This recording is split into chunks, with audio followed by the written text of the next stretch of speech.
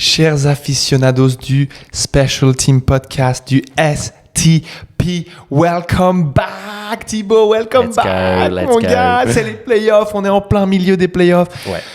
Que dire ? Moi, franchement, pour l'instant, j'ai vécu des playoffs. Je sais pas vous, je sais pas toi. Je me suis fait plaisir. Je me suis amusé dans ces playoffs.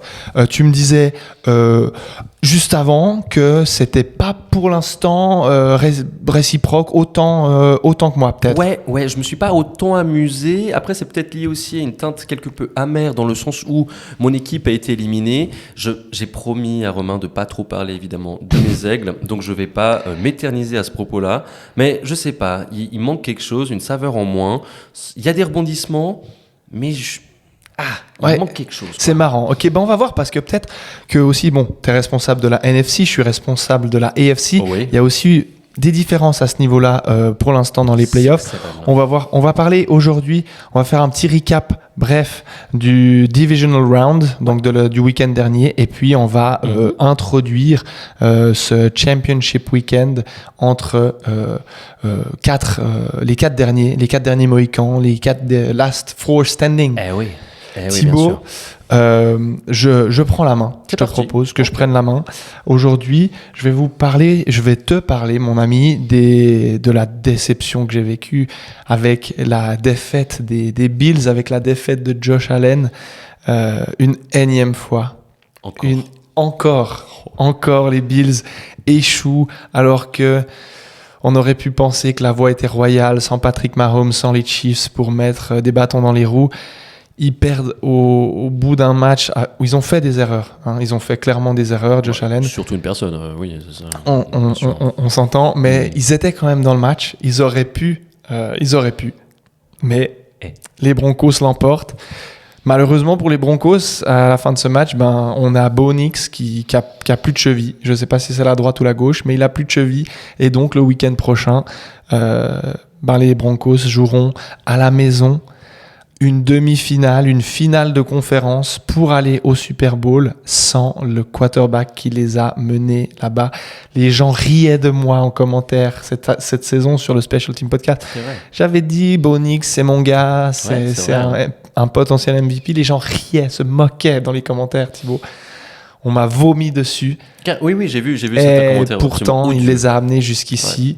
Voilà, 30-33 pour les Broncos. Je sais pas ce que tu en as pensé. Moi, j'ai trouvé ça assez ironique. À chaque fois, on dit que Josh Allen, il loupe de ça son entrée au Super Bowl directement, ou même juste en demi-finale, même Super Bowl, on va dire. Cette fois-ci, c'est complètement sa faute. Je suis dur. Je suis très très dur parce que j'avais beaucoup d'attentes pour ce joueur et il a dit en conférence de presse par la suite, j'ai eu l'impression d'avoir laissé tomber mon équipe. Il l'a laissé, son équipe. Non, c'est clair, c'est vrai. Non, mais je veux dire, en soi, tu as beaucoup de responsabilités, il faut aussi vivre avec les conséquences. Je cherche pas à ce qu'on s'acharne, c'est un joueur ultra talentueux, etc. Mais on était sur 4 turnovers. Ouais, je crois bien. Ouais, c'est beaucoup trop. Et on critique. Surtout certains un peu monstrueux, un peu pourquoi ? Tu te dis mais pourquoi il fait pas attention à la balle et tout. C'est ça. Après, je parle encore un peu des Eagles si ça vous va. Jalen Hurts, il est réputé pour ne jamais perdre la balle. Il critique son jeu parce qu'il est, excusez-moi du terme, mais un peu chiant parce qu'effectivement, il est très conservateur sur le ballon. Mais à vouloir jouer à chaque fois des hero balls et puis se prendre justement des sacs qui mènent à des fumbles, c'est problématique. Il faut se coucher, quoi. C'est clair. Non, mais là, pour dire un dernier mot sur ce match, la conférence de presse de Josh Allen était dévastatrice, j'ai trouvé. Bien sûr. En tant que grand fan de ce joueur, c'était dur pour moi. Et voilà, félicitations Broncos, ils ont une grosse défense. Ils vont quand même pouvoir compter sur leur défense le week-end prochain. On va en parler tout à l'heure. Mais voilà, la tâche va être compliquée. Ils avaient cette bye week qu'ils ont su utiliser pour ce match, pour durer dans le match en fait, pour aller au bout du bout. Mais sans Bo Nix, ça va être. On va voir. Compliqué. Faut pas trop en dire. Bien sûr. De ton côté, la NFC, de quel match nous parles-tu en premier ? Alors, je vais parler du match qui m'a apporté le plus de satisfaction, je pense, lié. Oh là là, encore une fois à encore les Eagles. Eagles. Mais les Aigles ont été éliminés par les San Francisco 49ers et les 49ers sont confrontés aux Seahawks du coup la semaine d'après et ils ont perdu 41-6, donc c'est une humiliation Complète. Ça a commencé très tôt, à partir de 13 secondes de jeu sur le premier return. Incroyable, électrique. Le stade Lumen Field, là, ouais, en délire. Là, pour le coup, j'avoue que là, ça m'a fait quelque chose, quoi. Ouais, notamment parce que je voulais que les 49ers perdent, mais que ça commence aussitôt que ça, je m'y attendais pas. Et c'est aussi la magie de la NFL. Je sais pas si tu te rappelles, mais un peu plus tôt cette saison, je t'ai dit, ouais, tu penses quoi de ce changement de règles par rapport au kick-off et tout? Et puis t'étais là, franchement, ça m'en touche une sans faire bouger l'autre et tout. Et bah voilà, il y a quand même eu un kick-off return, quoi. Ouais, un vrai kick-off return qui a amené du coup à un score. Et pour le coup, bah, bon, ça me fait toujours un peu rien, mais là, ça m'a procuré une petite émotion. Mais de manière générale. Ouais, c'est vrai que le match était à sens unique. Complètement. Comme le dernier match de saison régulière entre les deux équipes où les Seahawks avaient complètement asphyxié les 49ers. Tout à fait, ouais. Le score était moins grave et l'écart était moins grand, mais là, les Seahawks, en plus la bye week, ça a permis de réparer, de soigner les petits bobos. C'était impressionnant à voir. Et ça n'a pas empêché surtout que leur running back vedette finalement, du coup Zach Charbonnet, s'est pété les ligaments sur ce match. Tout à fait. Donc ça peut aussi jouer, ça peut influencer aussi cette demi-finale. C'est moi ou toi? C'est toi, je crois, mais c'est pas grave, on s'en fout. On coupe ceci, tac, nickel. Mais oui, une humiliation bien comme il faut. Et surtout que les 49ers parlaient beaucoup, j'ai l'impression. Mais ils avaient aussi un roster de remplaçants, il faut préciser. C'est vrai. Franchement, ils sont allés si loin dans cette division. Rams, Seahawks. Bon, Cardinals, cette année, il n'y avait personne. C'est bon. Mais c'était impressionnant. Ça a fait mal, ouais. Et pour revenir sur le jeu de course de Seattle, eh bien, ils ont quand même Kenneth Walker III qui va porter la balle la semaine prochaine. Ils se sont partagés les reps cette année. Je me fais pas trop de soucis pour leur jeu à la course. Il y aura peut-être une rotation moins efficace, on va dire, mais... Est-ce que du coup ils vont prioriser peut-être un jeu de passe plus fort dans leur schéma offensif? Peut-être on a écrit sur eux cette année. N'hésitez pas à aller checker aussi notre blog en fait finalement où on voit des articles sur Smith & Jigba, ce receveur trop fort, trop stylé, sur lequel Sam Darnold va pouvoir compter le week-end prochain face à Los Angeles. Et Sam Darnold va-t-il réussir finalement? Moi, franchement, je lui souhaite. Les Commanders n'étant pas dans ces phases finales, dans ces playoffs, je supporte des joueurs, tu vois, pas plus que des équipes. Ouais, je comprends. Bah voilà. Je me dis, Sam Darnold, c'est un gars, ça serait beau qu'il puisse qu'il ait un peu taire un petit peu toutes les critiques qu'il a subies depuis son passage aux Jets. Ouais, il y en a eu beaucoup, notamment l'année passée aussi. Vikings, c'était assez cruel. Tout à fait. Mais ouais. On continue, troisième match. Les Texans ont été rencontrer les Patriots dans un Boston plutôt frais, plutôt pluvieux, venteux, neigeux même un petit peu. C'est monstre froid, j'ai compris. Voilà, ils ont perdu les Texans malgré une défense mais stratosphérique, une défense qui aurait été générationnelle si elle avait été plus loin dans ses playoffs. Complètement. J'espère que le roster défensif va se solidifier pendant cette intersaison et qu'on le retrouvera l'année prochaine. Mais moi qui ai toujours été un joueur offensif et forcément un spectateur qui aime le spectacle, c'était pas toujours ma tasse de thé de voir des grosses défenses, mais là, franchement, incroyable. Les mecs, avec leurs 4 linemen défensifs, ils troublaient les lignes sans blitz, sans rien. Et c'était fou, malheureusement. Ça s'est arrêté face à Boston, face à New England, les Patriots qui sont menés quand même d'une main de maître par Drake May qui est efficace. Une maturité dans cette deuxième année, effectivement, incroyable. C'est si tôt, mais il est tellement pointilleux et tellement précis dans ce qu'il fait et calme en fait. C'est collected. Ouais, c'est collected, exactement. Et puis, quand c'est pas ouvert, il sait courir, il se faufile et tout, il fait des 15-20 yards à la course, il slide et tout, il prend soin de la balle, de son corps. tu te dis, va-t-on revivre une grande ère des Patriots? En plus, ils sont bien coachés, ça fait. Pitié, non. Par pitié, non. Et c'est terrible parce que c'est une équipe dynamique, mais on a tellement vu les Patriots dans les années 2000 jusqu'à 2015 que plus qu'une décennie. C'est ça. On aimerait voir un autre blason en fait. Titans. Peut-être effectivement. Non mais voilà, gros match un petit peu fermé au début et puis après les Texans n'ont pas su marquer en fait suffisamment. En attaque en fait, c'est l'attaque qui a pêché clairement, donc voilà, un petit peu déçu pour eux, leur fin de saison un peu abrupte, mais bravo aux Patriots qui vont peut-être retrouver le Super Bowl quelques années plus tard. On leur souhaite en toute bonne foi, quoi. Mais moi, je rajouterais quelque chose, c'est surtout le quarterback des Texans qui un peu choke la game. Avec 4 interceptions dans la première mi-temps, donc CJ Stroud bien sûr, avec une stat à repérer, il a un QB rating de 28.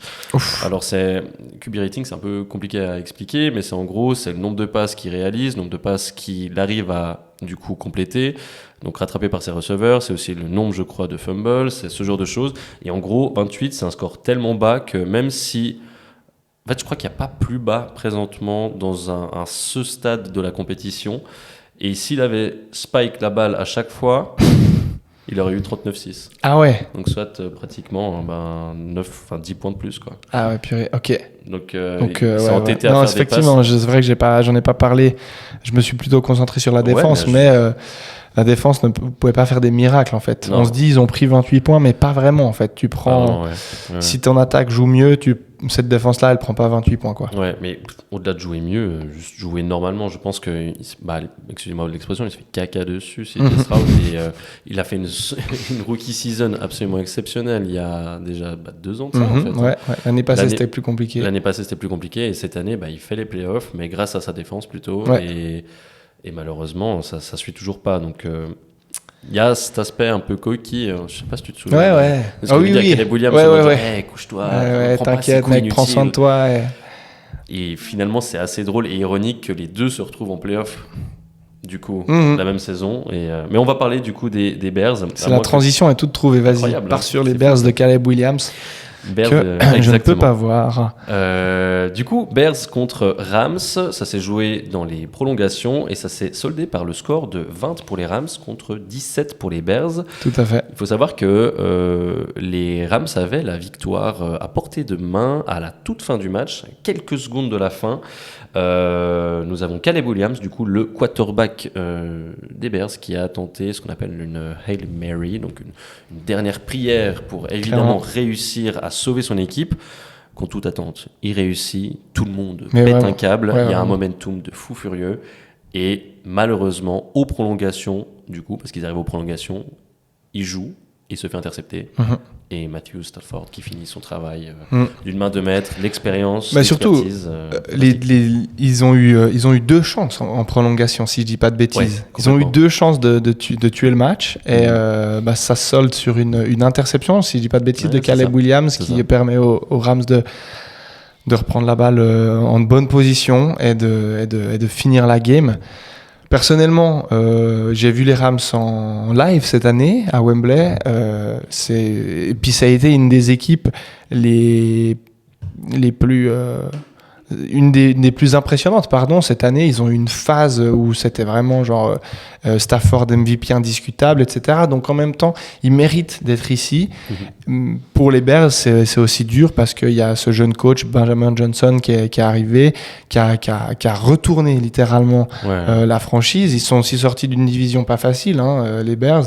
Il y a les Vikings, il y a les Packers, il y a les Lions, qui sont des grosses équipes, franchement. C'était la division qui me faisait le plus peur en début de ils saison. sont sortis on top presque de la conférence, pas seulement de la division. Et je pense que c'est vraiment lié à Ben Johnson, qui a réussi à vraiment amené Caleb Williams dans la bonne direction. Parce que Caleb Williams, initialement, toi, t'es toujours pas un grand fan. Toujours pas un grand fan, mais je dois rendre à Caleb Williams, qui appartient à Caleb Williams. Il a fait une belle saison et il a amené son équipe loin. Donc, il a pris en maturité aussi. Donc et c'est vrai qu'il a pris en maturité. On retrouve un peu le Caleb Williams, les choses qu'il faisait en college, réussir à sortir de la poche, à étendre un petit peu les actions avec ses jambes et à trouver des receveurs plus loin dans le terrain grâce à ça. Donc il l'a fait, notamment sur ce dernier play dans le temps réglementaire.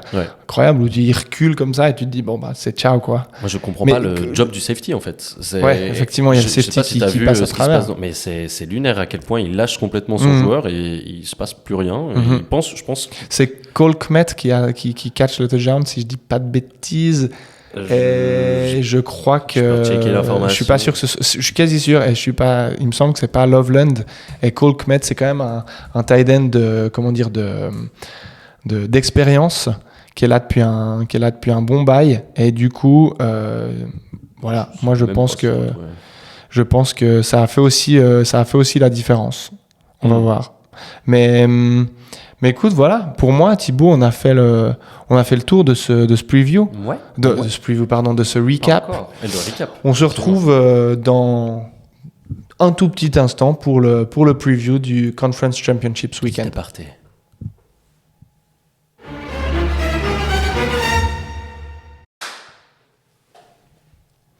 Et voilà, on se retrouve, c'est la même intro finalement que tout à l'heure. On a fait une petite pause lessive, hein.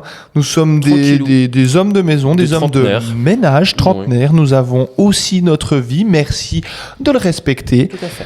Pour rester sous les 5 minutes qu'on s'est fixées, il faut qu'on arrête nos petites bêtises. D'accord, mon Thibaut? Un peu de sérieux. Et cher public du Special Team Podcast, n'oubliez pas de péter ce pouce sous la vidéo juste ici. Bien sûr. Et bien sûr, on va parler maintenant du Conference Championship Weekend, les finales de conférence, les demi-finales pour les Européens d'entre vous qui ne comprenaient pas comment ça fonctionne, cette grande ligue de la NFL. 2 matchs, un du côté NFC, un du côté AFC. On va faire chacun des prédictions pour chaque match et puis on va parler un petit peu des tenants et aboutissants de ces rencontres. Ouais. Vas-y, lance les débats. On part du côté NFC. Ça me va. Comment tu vois ce match? Comment tu le sens? Alors vraiment, rappelons Rams Seahawks du coup, NFC Championship. On est sur la belle de la saison. C'est leur 3e match qu'ils ont en commun. 1-1 pour le moment, saison régulière. Attention, on va voir ce qui va se passer du coup pour cette ultime confrontation. La belle, c'est la belle. C'est la belle, absolument, ouais, c'est ça. Ils jouent la belle. Les Seattle Seahawks sont ultra frais. Ils ont une victoire entre guillemets facile. Ils n'ont pas voyagé. Ils ont eu leur bye week, donc ils sont très très bien. Les Rams, ça s'est joué de manière un peu plus serrée. Ils sont un peu ça allait se faire cabosser à Chicago. C'est ça. Après, on rappelle quand même que les Seahawks ont un running back qui s'est blessé. Est-ce que ça va jouer quelque chose? On sait pas. 6-7, on sait pas trop. Horrible. Mais bref. Bref. Si moi je dois du coup désigner un futur gagnant, et attention, je le fais de manière totalement amateur, donc ne me jugez pas trop dans les commentaires. Bien sûr, je dirais que c'est les Seahawks quand même. J'ai l'impression qu'ils sont quand même un peu plus méritants, et je parle souvent d'endurance de saison. Là, actuellement, ils ont eu l'occasion de se reposer. C'est du coup les plus en forme pour remporter ce match. Donc, logique oblige, je dirais les Seahawks vont arriver au Super Bowl. Très bien. Le score, t'as un score à proposer? Pour les Rams et les Seahawks, tu dis? Ouais. Alors, c'est marrant, j'ai fait ça pour le Super Bowl, mais pas pour ça. Ah, c'est marrant, on n'a pas fait la même chose. Ouais, ok, d'accord, pas de souci. Écoute, moi, je dirais quand même... allez, au vif, je dirais 24 Seahawks, 19 Rams. 24 Seahawks, 19 Rams. Ok, moi je veux juste dire que c'est deux bonnes équipes avec des attaques potentiellement qui marquent beaucoup, mais on a une défense du côté de Seattle qui est aussi stratosphérique, qui fait mal. On n'a pas envie d'aller s'y frotter. Moi je vois bien, je t'avoue, un petit 17-30 du côté de Seattle, donc pour Seattle. Voilà. Je vois pas Stafford ne pas lancer de touchdown. Donc voilà, 2 touchdowns, un petit field goal, 17. Mais du côté de Seattle, ça va va envoyer du lourd. Ouais, complètement. Ouais. Non, je préfère ta prédiction parce que j'étais pris sur le vif. Tranquille. J'ai fait la prédiction du Super Bowl. Tranquille. Aucun souci. Bah non, mais la prédiction du Super Bowl, ça sera pour l'épisode du Super Bowl. Bah ouais, mais j'y ai pas pensé. Non, mais c'est pas grave. Ok, du côté AFC, on aura les Patriots qui vont aller à Mile High, qui vont aller à Denver, qui vont aller un petit peu tester les globules rouges, finalement, en altitude, pour affronter les Broncos, qui auront Jarrett Stidham à la main, au poste de quarterback. Expatriote, ouais, effectivement, qui va faire de son mieux. La pression va être à son comble. Je me dis, d'un côté, t'as la pression, d'un côté, t'as aucune pression parce que les gens s'attendent à ce que tu perdes. Voilà, écoute, je sais pas. Nick Foles en 2018, finalement. Les Eagles, on y revient. Toutes les routes mènent aux Eagles. C'est marrant ça, Philadelphie, quoi. Voilà, pour pas faire trop long, moi je pense que les Patriots vont quand même s'en sortir. Ouais. Ils vont pas se faire piéger par un quarterback qui a pas joué cette année ou quasiment pas joué cette année. Et Dieu sait que ça va être dur pour ce Jarrett. Donc voilà, moi la prédiction de ce match, c'est un 24-11 pour les Patriots, parce que les Broncos ont quand même une bonne défense. Ouais, c'est ça, et le 11, je te dis comment j'y arrive, j'annonce, il va y avoir un touchdown de Jarrett Stidham relativement au début. Okay. Il sera encore un peu chaud et tout, voilà. Ok. Ça va être suivi d'une conversion à 2 points. Ok, qui vont réussir. Ouais. Et puis ensuite, il y aura un field goal un peu plus tard dans le match. Donc ça fait 6 plus 2, 8 plus 3, 11. Wow. Donc on est sur du haut vol et je suis pas du tout spécialiste là-dedans et personne en fait sur cette planète n'est spécialiste là-dedans. Bien sûr. Ne pariez pas au niveau des paris sportifs, à part si un jour on a un partenariat avec un DraftKings. Voilà, exactement. Ce genre de choses. De ton côté, qu'est-ce que tu peux nous dire de cette finale de conférence AFC, cher Thibaut ? Moi, je vois bien, en termes de scoring, on va dire... c'est dur parce qu'évidemment, l'exercice, du coup, je l'ai mal préparé. Mais oui, pour moi, la défense des Broncos... ça, c'est du Special Team Podcast tout craché. Mais des fois, c'est ce qui nous manque peut-être. C'est un peu de l'improvisation. Ouais, mais vas-y, laisse-toi aller, mon gars, laisse-toi aller. Allez, c'est bon. Je me laisse aller ? Ouais, tu te laisses aller, tu me dis le score. Je crois que je vais dire exactement le même score que j'ai dit tout à l'heure, pas dans l'improvisation la plus pure. Non, bien sûr que non. Je pense que très honnêtement, les Patriots vont pas scorer plus haut que 20 points. Okay. Donc moi, je verrais... 14. 14. Ah ouais, c'est low score. Ah ouais. 14-9. Ok. 14-9. Tu dis un extra point raté. Je vois 3 field goals. 3 field goals. Ouais. Ok. Ouais, à part ça, franchement... Je vais après, en fait, vous savez quoi, je vais l'écrire comme ça, au moins je pourrais avoir ça directement, et puis de toute façon je regarderai. Mais je sais pas, bon pressentiment. Non, mais mec, à part ça, j'avoue que c'est quoi ? C'est du très solide. Toutes ces histoires de prédiction, prédire des matchs, etc. Moi, je suis en train de bouillonner à l'idée de faire un grand championnat sur l'application que j'utilise en fantasy. C'est pas un championnat fantasy au niveau des points, mais tu peux être jusqu'à 250, ce qui veut dire que vous tous là, vous pourriez être aussi l'année prochaine.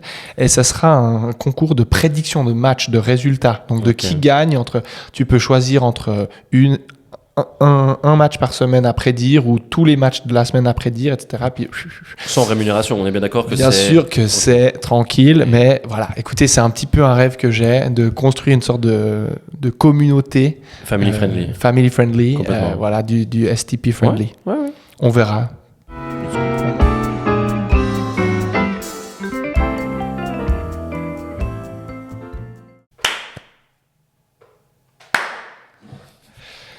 Non, mais écoute, voilà Thibaut, on sait pas trop où on en est. On a prédit ces demi-finales, ces finales de conférence. Nous, on peut que vous souhaiter la chose suivante. C'est une bonne suite, d'accord ? C'est de prendre soin de vous. Important. Ok, toi, tu prends soin de toi aussi. Oui, bien. Les fêtes de fin d'année. Ah, c'est déjà passé. Les fêtes de fin d'année, ça c'est fait. La Pâques, c'est pas encore. Bientôt la Saint-Valentin, la fête des amoureux, on se prépare. Fleurs, on se prépare pour ça. De choses. C'est toujours un plaisir d'enregistrer ces épisodes. On bosse sur une intersaison qui va, on l'espère, vous plaire. Une intersaison un peu de boomer, hein.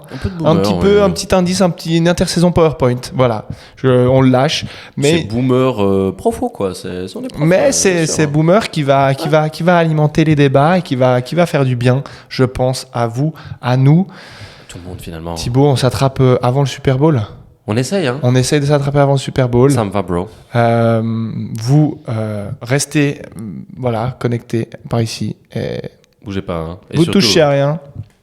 N'oubliez pas le like, la petite cloche, évidemment, pour être averti de toute publication de vidéos. Et moi, je te dis des bisous.